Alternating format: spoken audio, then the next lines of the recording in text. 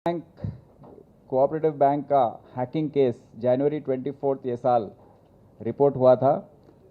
Bank के manager ने complaint दिया था कि 12 करोड़ 88 नहीं 28 12.48 करोड़ का उसमें हैकिंग हुआ है, साइफन ऑफ हो गया है। तो रिकन्सिलिएशन करते समय उनको ये पता लगा और उन्होंने आकर सीसीएस में कंप्लेंट दिया। साइबर क्राइम सेल ये केस टेकअप करके 2 महीने बहुत गहरी तहकीकात करने के बाद काफ़ी ये केस के बारे में जानकारी मिली है। तो इसमें ब्रीफली संक्षिप्त में मैं कहना चाहता हूँ कि हैकर जो है वो कौन से देश में बैठा है हमको नहीं मालूम अभी भी।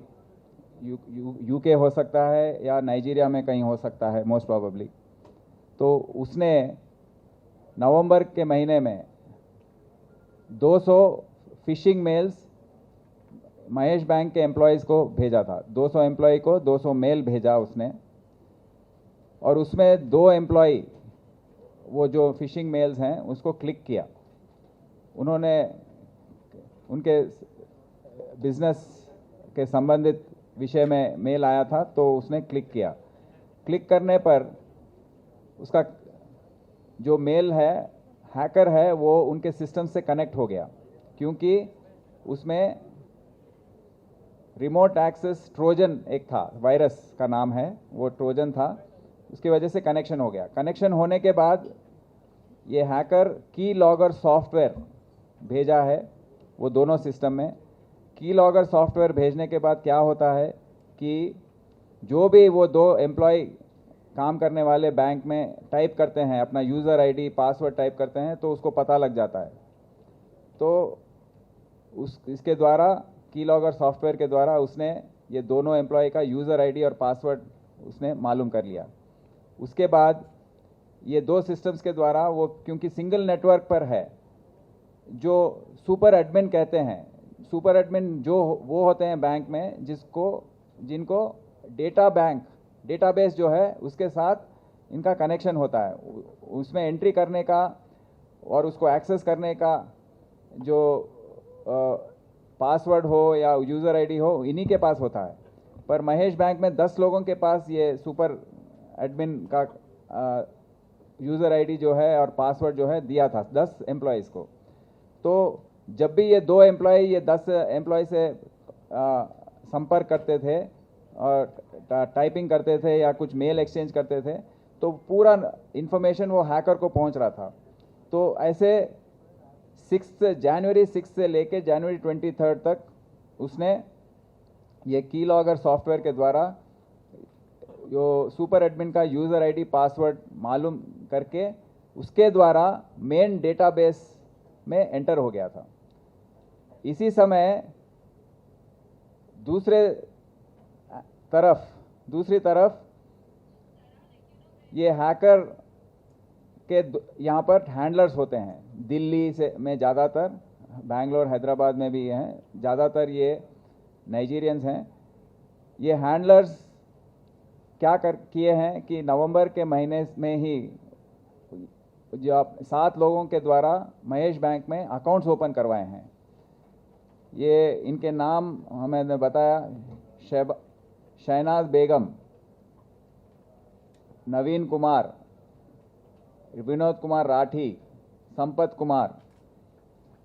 ये चारों के अकाउंट के द्वारा उसने क्या किया कि पूरा 12 जो अमाउंट उसमें था, मिनिमम अमाउंट, क्योंकि ऑलरेडी उसके पास यूज़र आईडी पासवर्ड पहुंच गया था, वो अकाउंट में एंटर होकर उसमें 2 लाख होने पर उसको 4 करोड़ कर दिया। उसमें 299 रुपीज़ एक अकाउंट में था, उसको 5 करोड़ कर दिया। मतलब उसके पास जो भी कर सकता है वो अकाउंट में पहुंच गया है, वो डेटाबेस में पहुंच गया है। तो वो account just on in the account sheet he has changed.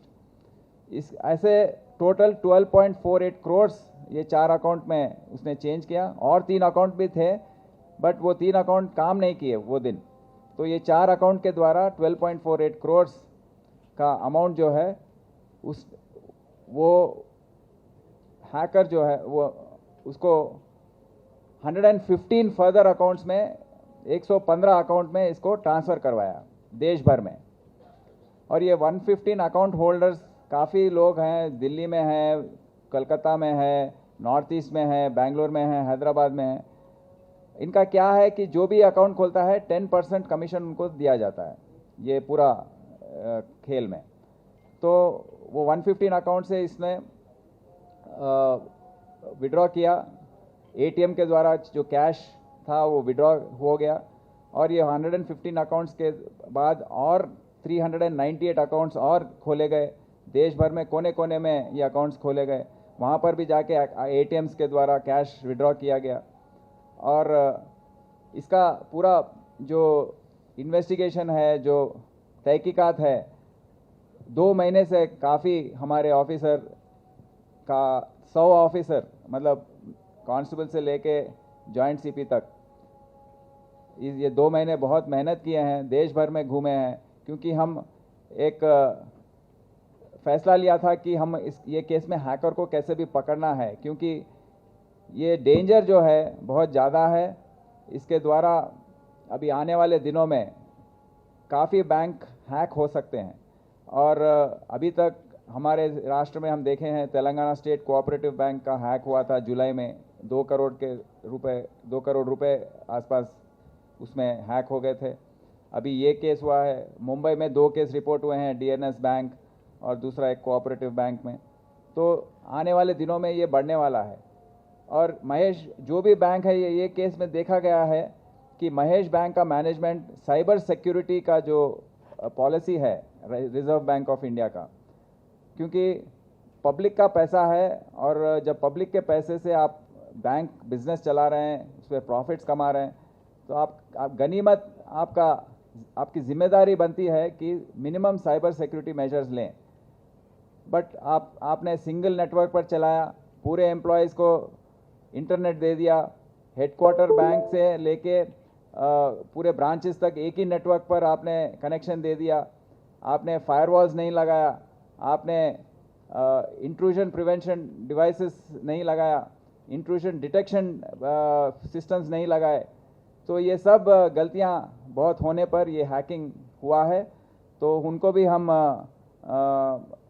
ये केस में हम डालेंगे और उनको हम एग्जामिन करेंगे क्यों ऐसे हुआ है। और एक सॉफ्टवेयर डेवलपर है इंट्रासॉफ्ट, जो मुंबई बेस्ड है, तो उन पर भी हमारा शक है, क्योंकि कोऑपरेट नहीं किए हैं अब तक। तो उनको भी हम अब आने वाले दिनों में इसका क्योंकि ये लंबा चलने वाला है और हैकर जो है वो दूसरे देश में है, हम इंटरपोल अप्रोच होंगे। इंटरपोल के द्वारा ये जो आईपी एड्रेसेस हैं वो दूसरे देश में आ रहे हैं और प्रॉक्सी आईपी एड्रेसेस हैं। तो इनका एक्चुअल आईपी एड्रेस क्या है, कौन है ये आदमी, ये मालूम करने के लिए इंटरपोल की सहायता मदद हम लेंगे। Thank you.